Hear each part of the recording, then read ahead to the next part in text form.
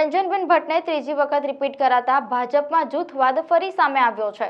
રંજનબેન વિરુદ્ધ સંગમ આસપાસના વિસ્તારોમાં બેનરો લાગતા ભાજપના કાર્યકર્તાઓમાં ચર્ચાનો વિષય બન્યો છે। લોકસભા વડોદરા બેઠક ઉપર ભાજપ દ્વારા સતત ત્રીજી વખત સાંસદ રંજનબેન ભટ્ટને વડોદરા બેઠક માટે રિપીટ કરવામાં આવતા ભાજપમાં જૂથવાદ ફરી એકવાર જાહેરમાં આવ્યો છે। જેઓને ટિકિટ મળી નથી તેવા અસંતુષ્ટ વ્યક્તિઓ અને તેમના ટેકેદારો દ્વારા સોશિયલ મીડિયા પર મેસેજો ફરતા કર્યા બાદ મોડી રાત્રે ઉમેદવાર વિરુદ્ધ 5 જેટલા બેનરો લગાડતા સવારે ઉતારી દેવામાં આવ્યા હતા।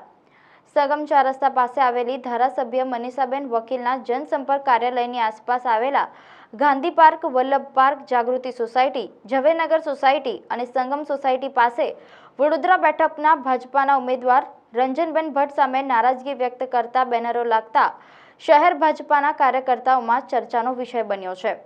મોદી તુझसे वैर नहीं, रंजन तेरी खैर नहीं જેવા વિવિધ લખાણોવાળા બેનરો કોણે લગાડ્યા છે તેની તપાસ ચૂંટણી પંચ અને પોલીસ દ્વારા શરૂ કરવામાં આવી હોવાનું જાણવા મળ્યું છે।